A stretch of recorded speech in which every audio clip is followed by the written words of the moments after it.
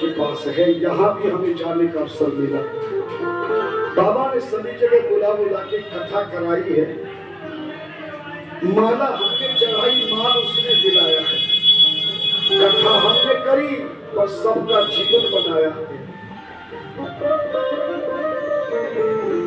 देवगिरी पर्वत के पास सुधर्मा नाम का एक ब्राह्मण रहता था, जिसका विवाह सुदेहा से नाम की पत्नी से हुआ, मगर कई वर्षों तक ब्राह्मण की संतान नहीं हुई।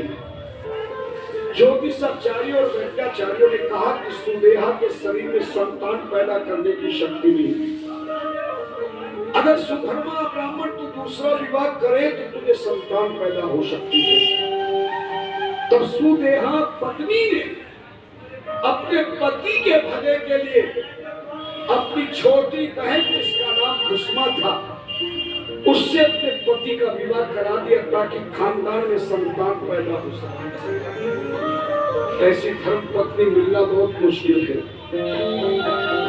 उसी कुसुमा के गर्भ से सुधर्मा के अंश से एक बेटा पैदा हुआ, बड़ा हुआ तो उसका विवाह कर दिया। मगर सुधर्मा पुत्र देने वाले कुसुमा से प्रेम करते थे, लेकिन अपनी बड़ी पत्नी सुदेहा से नफरत करने लग गई। विवाद सम्मान प्रमाण करते बहुत परेशान करने लगे। नारी जब तक किसी चीज है, लेकिन नारी का जब रूप बदलता है तो चंडी का रूप धारण करती है, मौका मिले तो काली देवी का रूप धारण कर लेती है। जब सुम्न मधुकैटल जैसे राक्षसों को वो नारी भगवती संहार कर सकती है, तो साधारण मनुष्य तो क्या हो। उधर कुसुमा श्रावण के महीने में रोजाना छोटे छोटे शिवलिंग बनाकर पूजन करती और सायंकाल के समय गांव के पास में जो जल का तालाब था विसर्जन करने जाती थी। कुसुमा का बेटा सो रहा था। सुदेहा ने देखा इस बेटे की वजह से मेरा पति मुझसे अलग हो रहा है। उस बेटे के टुकड़े टुकड़े चाकू से किए और कपड़े में बांधकर उसी तालाब के जल में डाल दिए, जिस जल में कुसुमा शिवलिंग विसर्जन करने रोजाना जाती। सब जगह हाहाकार मच गया। पुत्र को किसने मारा, किसने मारा? नारी चरित्रम पुरुषस्य सत्यम देवों ने जाना तो तो मनुष्य है। नारी का चरित्र आज तक देवता भी नहीं समझ सके, पता नहीं लगा। लेकिन कुसुमा को पता लगा मेरा बेटा समाप्त हो गया, मगर उसने पूजा नहीं छोड़ी। कहा किसने पैदा किया, उसी ने ले लिया, मेरा कुछ भी नहीं था। तन भी तेरा, धन भी मेरा, तेरा क्या लागे मेरा। जीवन का है कतरा कटरा उसी प्रभु का डेरा। कुसुमा सायंकाल के समय शिवलिंग की पूजा कर विसर्जन करने जैसे गई, पूजा के बाद बेटी की याद आई। कहा भोलेनाथ का तेरी पूजा करके घर होता है।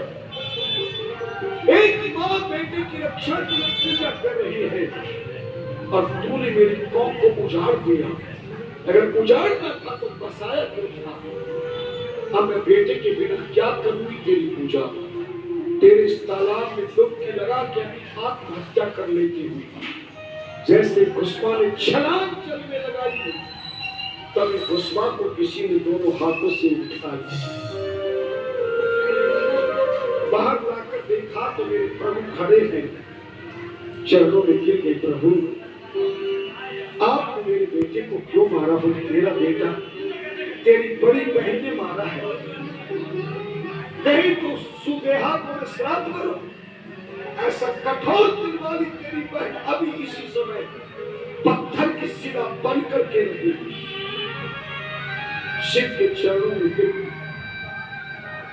आप मेरे किसी शिवलिंग में विराजमान हुई, लेकिन वरदान दीजिए मेरी बहन ऐसा न करती तो आपके दर्शन नहीं होते। जो भी आपके ज्योतिर्लिंग के दर्शन करके बाहर निकले, जब तक मेरी बहन की सिरा पे हाथ न लगेगा तब तक घुसपेश्वर महादेव की कृपा नहीं होगी। आज भी कभी जाना, सीधे मंदिर में दर्शन करोगे तो वहां आकर एक शिला खड़ी है, उस शिला को जब तक आप हाथ पकड़ के प्रणाम नहीं करोगे आपकी यात्रा संपूर्ण नहीं मानी जाती।